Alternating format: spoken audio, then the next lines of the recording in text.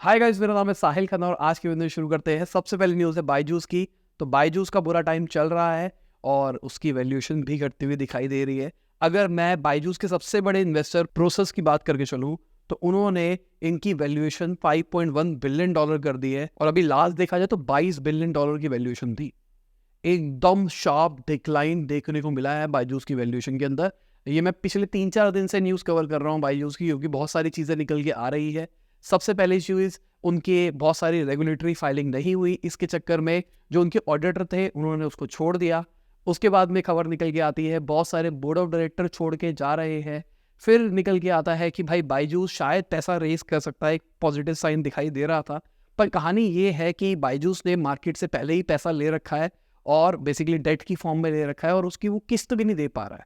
फिर खबर निकल के आती है कि बायजूस ने पीएफ भी नहीं दिया है अपने एम्प्लॉयज़ का, और ये एक बहुत ही नेगेटिव साइन है देखा जाए तो बायजूस डूबता हुआ दिखाई दे रहा है। क्योंकि बायजूस के जो फाउंडर है उन्होंने कहा था कि हम तो भाई मार्च तक आ जाएंगे प्रॉफिटेबल। अभी तक तो कोई सीन ही नहीं दिख रहा, कंपनी खत्म होती हुई दिखाई दे रही है। तो देखते हैं क्या होता है बायजूस का over the period of time, क्योंकि वैल्यूएशन तो बहुत खतरनाक गिरी है। और खाली बायजूस की बात नहीं हो रही, पूरी स्टार्टअप इकोसिस्टम की बात हो रही है। बहुत सारी कंपनीज के डाउन राउंड हो रहे हैं, मतलब उनकी वैल्यूएशन घटती जा रही है, बहुत ज़्यादा स्लैशिंग आ रही है देखने को। और ये एक बुरा साइन है स्टार्टअप इकोसिस्टम का। हम पिछले साल खबर बनाते थे कि एक और नई यूनिकॉर्न ऐड हुई, एक और हुई। अब हम ये न्यूज़ बनाएंगे कि अब ये यूनिकॉर्न क्लब में नहीं रही। सिंपल सी बात, अब ये खबर ज़्यादा वायरल नहीं करी जाती। मैं सोच रहा हूँ कि इंटेलेक्चुअल इंडस्ट्री पे इस पर भी एक वीडियो बनाई जाए कि कैसे हमारी जो यूनिकॉर्न कंपनियाँ थी वो घटती हुई दिखाई दे रही है।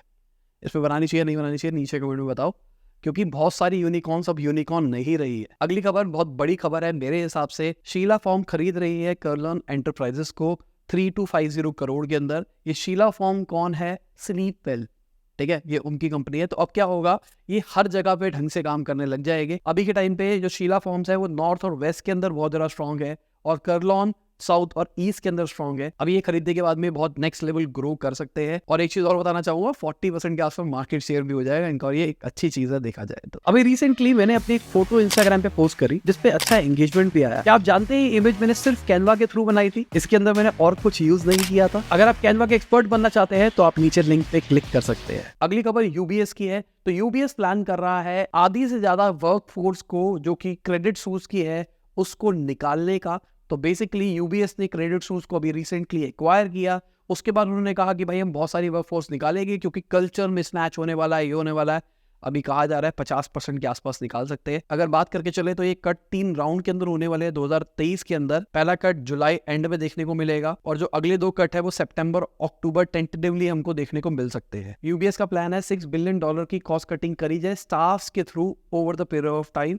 कहा जा रहा है 30% अपना हेड काउंट भी ये कम करेंगे। और कई लोगों को लग रहा होगा कि 50% ज्यादा नंबर है, ये एक अच्छी खबर है। पहले कहा था उन्होंने खाली 20% ही हम रखेंगे, बाकी सबको निकाल देंगे। अब ये अच्छी खबर है, देखा मतलब होप देखना है ना हमको हर चीज के अंदर। अगली खबर, वर्ल्ड बैंक ने अप्रूव कर दिया है छत्तीसगढ़ गवर्नमेंट का 300 मिलियन डॉलर का लोन गवर्नमेंट स्कूल रन करने के लिए।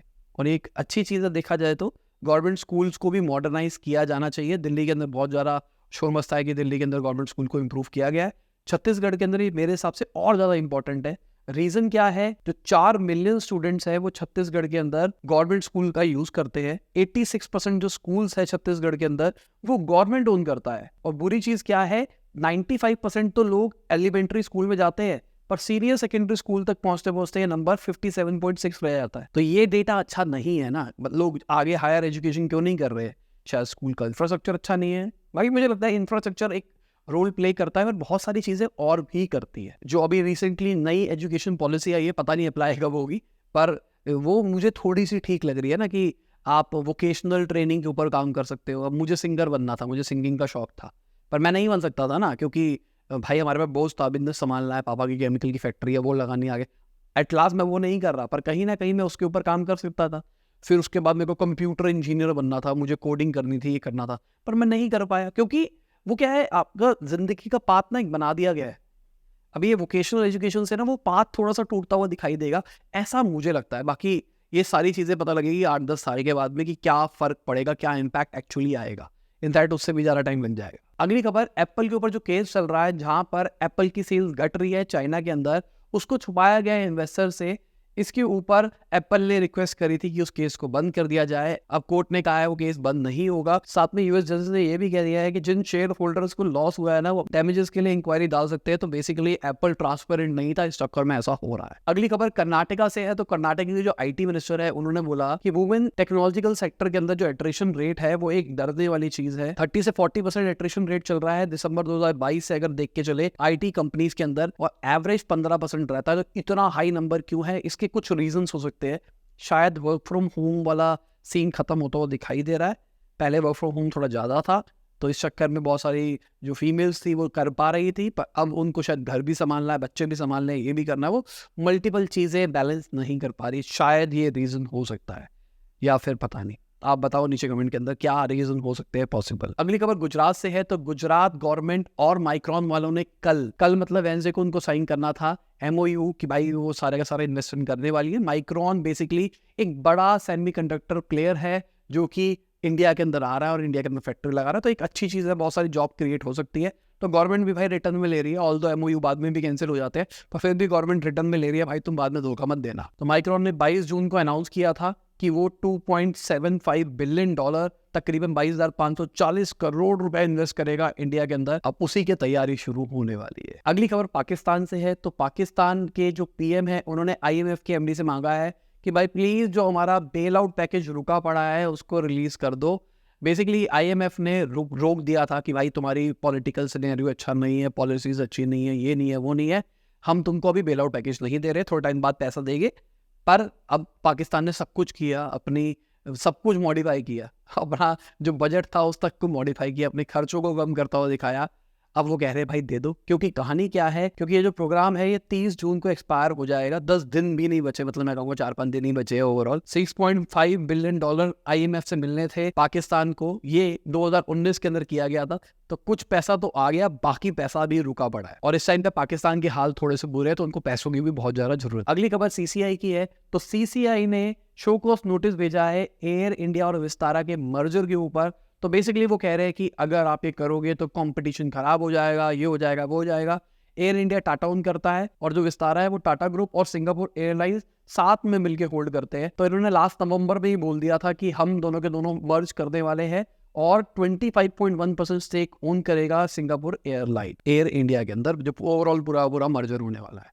तो अब सीसीआई रोक रहा है, देखते हैं क्या होता है क्या नहीं होता। बाकी मुझे तो कोई सेंस नहीं लगती, अच्छा खासा एक सेक्टर बढ़ रहा है, और मुझे लगता है कि अगर ये मर्जर होता है तो कोई खराबी नहीं है। अगली खबर एचडीएफसी को रिप्लेस करने वाला है माइंडट्री, एलटीआई माइंडट्री अब जो नाम चेंज हो चुका है निफ्टी 50 के अंदर। तो बेसिकली 1 जुलाई से जो एचडीएफसी बैंक है और एचडीएफसी है उनका मर्जर हो जाएगा। उसके बाद में ये ट्रेड नहीं करेंगे। उसके बाद में 13 जुलाई से एचडीएफसी ट्रेड नहीं करेगा। एनालिस्ट का कहना है कि एक अच्छा लेवल का रिप्लेसमेंट हो रहा है एचडीएफसी का। इसके बाद में माइंडट्री के शेयर बढ़ते हुए भी दिखाई दिए। रीजन क्या है? इंडेक्स फंड में आ जाएगा ना, तो बहुत सारे जो म्यूचुअल फंड होते हैं वो इंडेक्स फंड में भी चलते हैं, तो उसमें इन्वेस्टमेंट बढ़ सकते हैं, इसलिए शायद ये देखने को मिल रहा है। अगली खबर इंडिया के करंट अकाउंट डेफिसिट की है। तो वो घटता हुआ दिखाई दिया 0.2%। अगर हम Q4 ऑफ फाइनेंशियल ईयर 23 की बात करके चले, ओवरऑल फाइनेंशियल ईयर 23 2% के आसपास ऑपरेट कर रहा है करंट अकाउंट डेफिसिट के अंदर। अब कहा जा रहा है ये जो इंप्रूवमेंट आई है, सर्विस सेक्टर जो हुआ है ना, हमने इंडिया से बाहर सर्विस बेची है,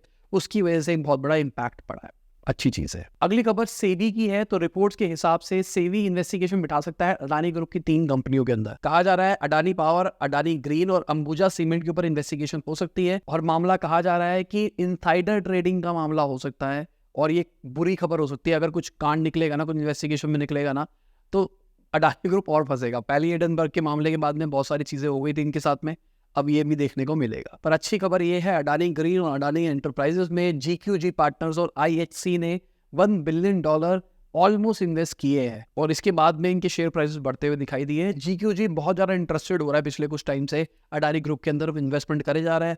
जब हिडनबर्ग वाला कांड हुआ था उसके बाद में अडानी ग्रुप के शेयर प्राइसेस घटे, उसके बाद ये जीक्यूजी एज अ सेवियर आया, उन्होंने इन्वेस्टमेंट करने की बात करी, उसके बाद में सब कुछ इंप्रूव होता हुआ दिखाई दे रहा है। अगली खबर मार्केट की है। तो मार्केट ने ऑल टाइम हाई एक्सपीरियंस किया है, अच्छी चीज़ है, मार्केट अच्छा बिहेव कर रही है। ग्लोबल जो साइंस थे वो थोड़े से ठीक आ रहे हैं, क्योंकि फेड शायद रेट नहीं बढ़ा सकता, और साथ में जो इंडिया के मैक्रो इकोनॉमिक डेटाज है, जो भी डेटा है वो ठीक ठाक दिखाई दे रहे हैं। ग्लोबल इकोनॉमी का कुछ भी हो सकता है, इंडिया तो ठीक चल रहा है। इस चक्कर में मार्केट पॉजिटिव साइन दिखा रही है। ये एक अच्छी चीज़ है। बाकी सबको लगता है कि भाई सिचुएशन ख़राब हो सकती है, अभी इस टाइम पे थोड़ा रिस्की है मार्केट में इन्वेस्ट करना। बाकी देखते हैं क्या होता है ओवरऑल ना। बाकी आप देख सकते हैं टॉप गेनर्स कौन थे, लूजर्स कौन थे, अडानी ग्रुप हमेशा हमको यहाँ पे दिखाई दे। और इसी के साथ आज की एपिसोड खत्म होती है। उम्मीद करता हूँ आपको मजा आया होगा। लाइक कर देना, शेयर कर देना, कमेंट बताना वीडियो कैसी लगी। बाय, गुड शबा, गुड हाफिज, गुड मॉर्निंग, गुड आफ्टरनून, जब भी आप वीडियो को देख रहे हैं। जय हिंद, वंदे मातरम।